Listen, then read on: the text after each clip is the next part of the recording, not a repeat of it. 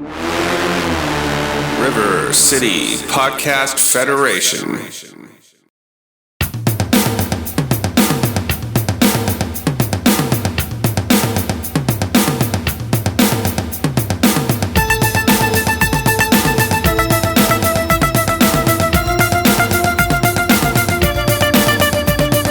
Welcome back to Laughing in the Dark, the podcast where I hang out in haunted places with comedians.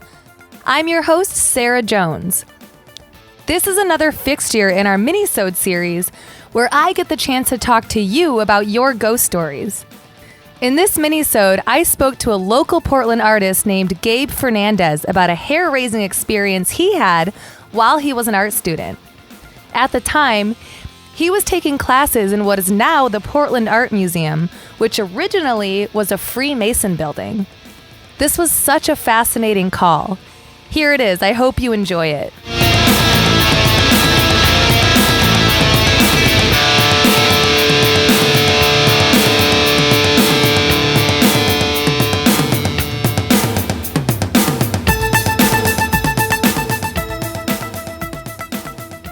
This is Gabe. Hi, Gabe. This is Sara from Laughing in the Dark. How are you?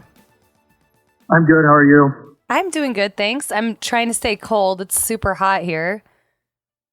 Yeah, it is. Are you in Portland, Oregon, too? Yeah, well, sort of. I'm just over the hill in Beaverton, actually. Oh, okay. So, Same yeah, thing. you're enduring this heat.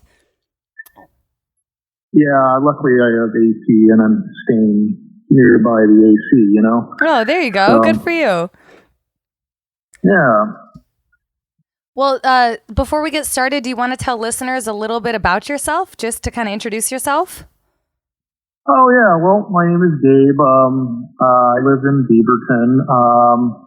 I'm a painter, an artist here in Portland area. Oh, awesome. I show paintings in Portland here, Seattle, and Los Angeles. And yeah, so the story I had sort of was art related, and that's kind of why and Portland related too. So oh, cool. That's sort of the common thread. Yeah. So anyway, that's about it about me. Oh well. So what kind of art do you do again? You said paintings. Yeah, I'm an oil painter. I paint, I guess like Edward Hopper-esque type scenes, kind of photorealism. I'm kind of known for painting interior spaces of chairs and neighborhood scenes, that kind of thing. Oh, okay, very cool. So that's what I do. Where can we find your artwork? We'll have a show coming up here in Portland in January at Russo Leaf Gallery in Northwest Portland. And I also show at Linda Hodges Gallery in Seattle as well. So if you're in either one of those areas, I'm around there as well. So yeah.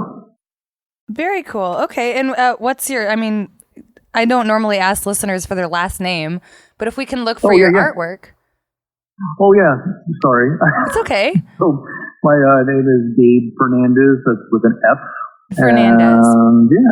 Yeah, Fernandez. And like I said, I'm at Russo Leaf Gallery and Linda Hodges as well. So yeah, anytime I feel like I can help promote other people's art, I love to do that. So absolutely. Oh, yeah. Well, I should probably be totally plugging that on. Yeah. All right. We'll go see it. Yeah. Definitely. Yeah, absolutely. You got to. Yeah, very good. Very good. Yeah. So, do you want to hear my story? Yes, sir. Well, okay. So I actually went to Pacific Northwest College of Art here in Portland, and I went to school there back in the 90s, back when it was actually part of the Portland Art Museum. Mm-hmm. I'm not sure if you were aware of that. At the time, they were a lot of art schools are back when they first started doing art schools around the turn of the century were usually connected to the museum somehow. Not so much anymore, but when I started PNCA, the art school was actually part of the museum. So we took classes all over the property of the museum. And one of my classes I had was up in it's actually the Masonic building, which is part of the art museum as well, but they took it over, I think, back in some part of the, early century, and then they used it for various things like classes and such. Mm-hmm. Well, I had a poetry class there, and this must have been back in 95, 96, and I don't know if it's a ghost story, but it's just something I can't explain. It's just been a strange occurrence, but I don't know. I'll let you maybe give me some feedback on it. Okay. So I was having a class there. It was early in the morning, so the class started I think around 8:00, but I was always notoriously early for the class. And I would get there, around 7:30 or so. And I got there at that time, and I was reading my books upstairs. It was like, I think the third or fourth floor of the building. And since then they've remodeled the building, so now it's just gallery space. But I was sitting up there, and there's a balcony right adjacent to the hallway I was sitting in, because the classroom hadn't quite opened yet. Because the teacher hadn't come and opened the door. And so I was just reading my books, and I was all by myself, and it was really early. Like I said, it was like 7:30 in the morning. And I happened to be looking up outside at the balcony, and I noticed there was a lady out there smoking, and she was wearing like a formal dress of some sort, like an evening gown, like she was going to a fundraiser. Oh, okay. And I remember looking at her going, well, that is the weirdest thing. Why would you be up there smoking at 7:30 in the morning wearing that? It's kind of odd. Yeah. I thought that was peculiar.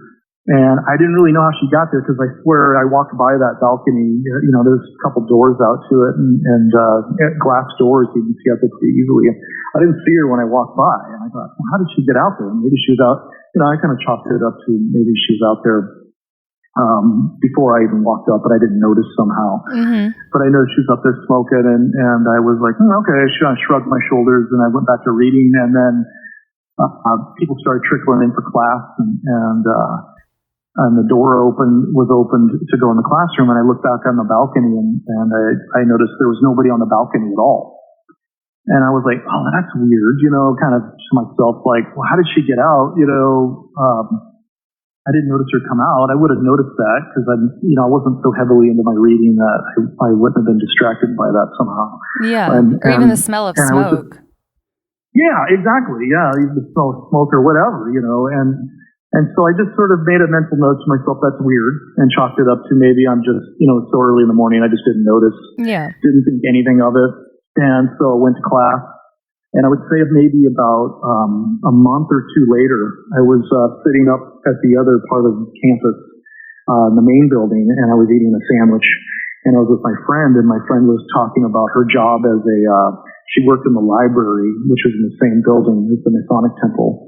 And she worked in the library sorting out and filing slides at the time. I guess they probably wouldn't have slides now, but color slides of some of the art history classes.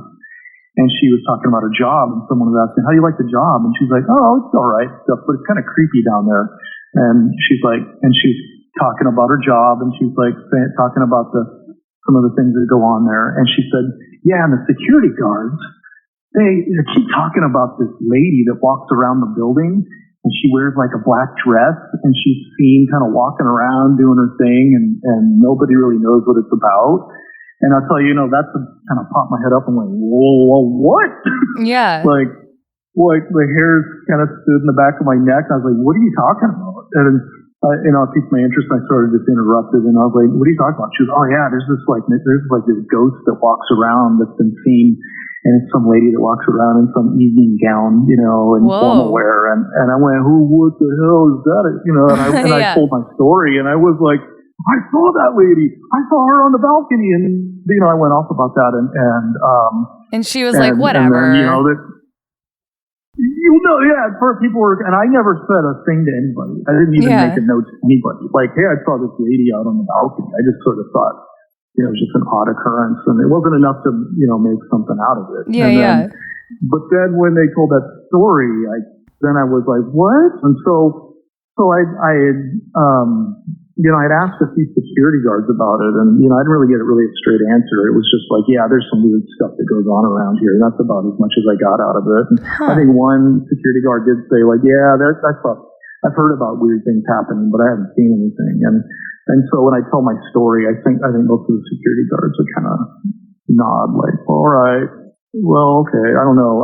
So anyway, I don't know if I saw a ghost, but I'll tell you what, I've never seen a ghost ever, not since or before then. So, I just know I can't explain it. It was just weird. And yeah, I mean, that's exactly how it happened too. So, yeah, well, I mean, I don't know.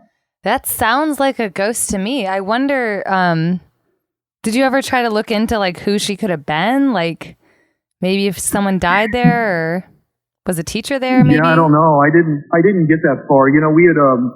We had that next year we had moved our school over to the north, to the Pearl District. So it really didn't come up again. So I think I ran into I'd ran into a few security. So, I'd run into some people at events or parties or something that said, yeah, I used to be a security guard at the art museum. And I'd tell the story, and, I would get, like I said, either, I'd hear about things but nothing concrete. Cause I asked, like, who is that person that, they didn't really have anything, that they could really add to it. So I didn't really get that far, but I don't know. Yeah, I wonder. But, when I go to the art museum, you can still, that balcony's still there. They don't really have that open up to the public or anything, which is the gallery space. But I still get the creeps when I'm up there at the gallery space, walking around going, oh yeah, that's where I saw that. That's where I saw that thing, that lady. So this is the Portland Art Museum? Yeah, it's the Portland Art Museum. It's, they have two buildings. The main building, is where all the galleries are, and then now the north building, which is an old Mason's building. And there's a ballroom there, and I believe, there's also now gallery spaces and such. Was the ballroom left over? Wait, so it became a Freemason building, or it was a? No, it was originally a Mason building, and then the art museum took it over. I think I read about. I did look up that. I think they took it over, sometime in the mid-century at some point, and then converted it into some sort of event spaces for a while. And then, like I said, they had part of the art school in there, the Portland or the Pacific Northwest College of Art, and then. When PNCA left, they actually remodeled the whole building, and that part where the balcony is now, that's like a big gallery. And I think it's like, I can't remember, I think it's some conceptual art of some sort. But the actual doors aren't really open. I think they're still there, but they're not really accessible, or there's no way of really getting out on that balcony, but they're still there. It's all kind of intact, for the most part. But, and it used to be the ballroom. Kind of repurposed. Yeah, well, the ballroom's actually down on the first floor. Okay. And then this part is on the, I guess you call it the south end of the building. I think on the third or fourth floor. And I believe it's the third floor actually. So I don't know what it is, but like pretty much all Masonic temples are super haunted. Like there's tons of ghost stories. Yeah. There's one in Independence, Oregon. I did an episode about that one. Yeah. Yeah, because in this podcast, I don't know if you listen to the show, but the main episodes, I go to haunted places with comedians.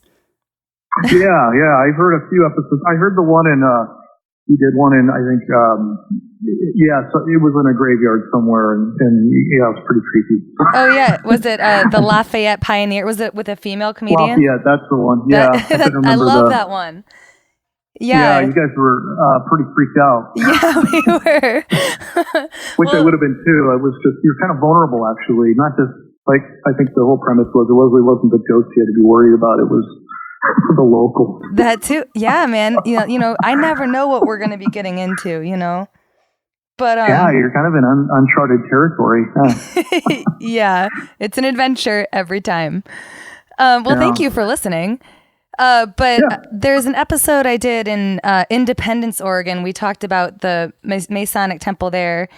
And I did a couple episodes in Michigan, but I was going to do the Detroit Masonic temple, and I just ended up not doing it. I'll probably do it at another time. But all of them seem to be like, they all have these stories. The one in Independence has a ton of them. Well, you actually went in the building then, right? No, not in Independence. I don't know, this building, you can go in because it's a museum, it's a public place, but at the time it was, it's beautiful now, they really modernized it, but at the time it really looked kind of like frozen in time, probably wasn't much different than when it was a Masonic temple, with the, masonry work and such, and you really got a weird, it was always kind of a creepy place, beautiful staircases and, beautiful, decor, but it definitely felt a little odd always. I don't know. Yeah. But I get so curious about. Yeah. Are you a Freemason? No. I get so curious about them because there's so many like stories about Freemasonry, and then people that are like, oh right, a little mysterious, yeah. But then the people that are in it are like, whatever, it's just it's like a men's club, like don't worry about it. But then you're like, is it though? It's like a secret society. And then all the places are just super duper haunted. You're like, what is going on here? Yeah, there's something up. I don't know. I totally buy like conspiracy theories about Freemasons. It's so fascinating to me. Well, I don't know. I'm open to all that, but at the same time, I mean, I've seen some really weird things, but I could always explain them. Oh, This one I just couldn't explain. I mean, it was just too out there. It was just like, what? That doesn't make any sense. Like, why did that come up? What are the odds of it coming up like that? I mean, that's just too specific and too weird. And it's the shared experiences that are super specific. Yeah. Yeah. I mean, I guess what I'm saying is, in general, I don't really believe in any of that stuff. But then, like, it has to make you wonder when something like that happens. Because there's just no other. I mean, like I said, it freaks me out because there's really the only time I could not explain, the logic, like how that happened and why, and I don't know. Yeah. It's very strange. So, I mean, maybe there's something to it. I guess what I'm saying is I'm open to it now. Yeah. Well, so this happened, you said, in like 1995, right? Yeah, 95, 96. Yeah, it was probably, I'm guessing, if I remember correctly. Yeah. It was, so a lot of changes have happened since then. That's been well over 20 years, but the building still looks, from the out. I mean, yeah, it'd be worth for what you're doing, might be worth a little checking out. Yeah, I'm thinking about it. Maybe I should scope it out. Maybe ask a few security guards, see if they've got any other stories or other people that have that hang around. Yeah. Yeah, that'd be a great place to check. You'll probably have a few stories, and it's an interesting place. Well, yeah. Yeah, definitely. Thanks. That's a great idea. Thank you. I'll have to look into it. It's always interesting going to like public or privately owned places, because then I have to kind of talk to. I guess I could go there because you said it's a public space. I could just walk right in.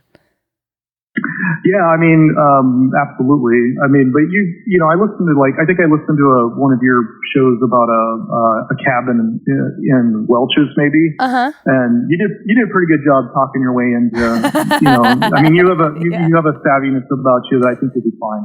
Thank you. Like I said, I think maybe it's a job for you anyway, because I think I'd be a whole lot. I don't know probably what questions to ask and how to, I mean, I'm sort of like, I usually just ask, like, hey, have you seen some crazy woman walking around here? Yeah. And then no, and then I just leave it at that, going, yeah, I'm probably not. So yeah, no. I don't even really want to have this conversation now. Are you talking about the one that the people lived at the house?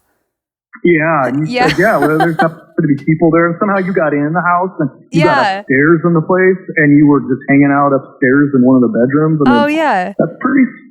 not everybody can talk their way into that. That's a pretty good skill there. Thank you. Yeah, I got lucky. I just kind of called him. I found him up. I had to look him up on White Pages and found him. And I just was honest with him. I was like, hey, I looked your place up. By the way, do you know it's haunted? And he was like, oh, yeah. So confirmed. Yeah. Yeah. Well, I'm absolutely sure. I'm pretty sure if you ask anybody that's been around the museum for a while, they'll probably have some kind of story like that. Huh. It seemed like there were some floating around, evidently. So I don't know. Yeah, I'd be interested to hear Worth an investigation. Absolutely. Well, thank you for the suggestion. Yeah. I wonder if Very she is like an imprint of a memory in that space. Yeah, I don't know. There's a lot of, I looked up that space. Evidently back in the 60s, they did a lot of, like hippie concert type things in the 60s. Like that's where the venue was. It would have been like, I guess the equivalent to like a ballroom or something now, where they just have this venue for sort of, progressive, rock concerts. And there was a lot of 60s concerts. I can't remember some of the names, but it would have been like, Grateful Dead type caliber type of cool scenes. And so there was a few, that's where they did all the concerts there. And then before that, it sounds like there was some, but there was always like a fundraiser going on. There's always some sort of, something going on down there. And so I imagine, the history can, there's just a whole plethora of things going on. And, like you said, an imprint of some sort. It just reminded me, looking at the figure, what I saw reminded me of somebody that was going to a fundraiser of some sort, or at some sort of ballroom, or some sort of formal gathering. I don't think Deadhead when I hear that. Like, no, but with the history being kind of mixed, I don't know, maybe there's different things going on. Yeah. That's why it stuck out to me, because, somebody that early in the morning wouldn't be wearing that kind of, attire. Yeah. It was just, that's why I kind of, otherwise maybe I wouldn't even notice, that, hey, well, there's somebody out on the balcony smoking, big deal. Right. And didn't even think of it, but it definitely was like, that's odd. But I don't know, it just seemed like something, was going, it just seemed like the timing was just off.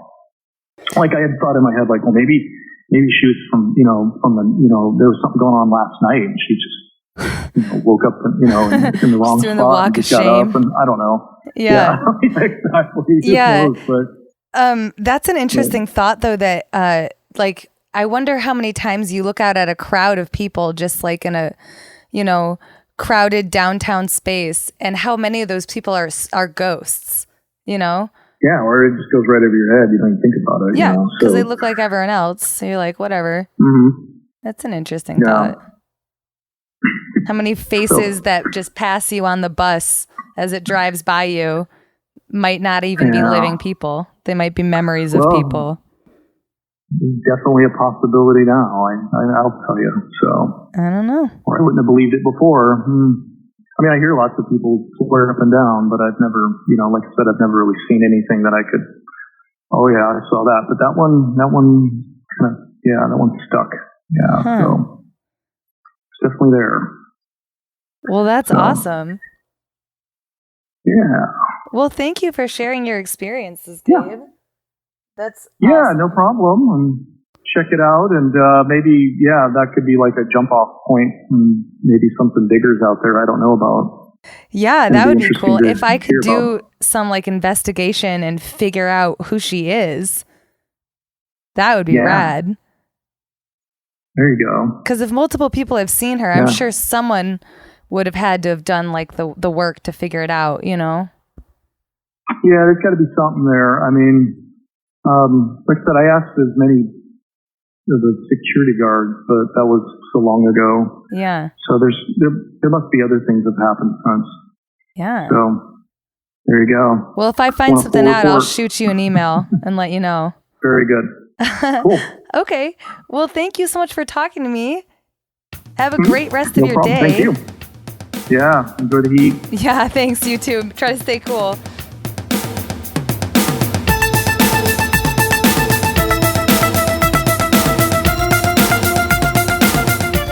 That is so interesting.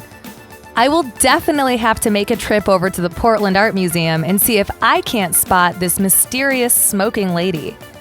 Thank you so much for your call, Gabe. Make sure to look up his paintings. I Googled him and he is crazy talented. Gabe Fernandez. Do it. Trust me. Do you have a great ghost story that you want to tell me? We definitely want to hear from you. Email us the details of your story to litdarkpodcast@gmail.com. That's darkpodcast@gmail.com. By the way, we're starting to wrap up our last episodes for Season 1. Don't worry, we still have a ways to go. But before our final episode, we were thinking about doing a questions and answers section. If you have any questions you want to ask me about the show, feel free to send us an email at litdarkpodcast@gmail.com, and we'll do our best to answer your questions on the show. As always, thank you so much for listening.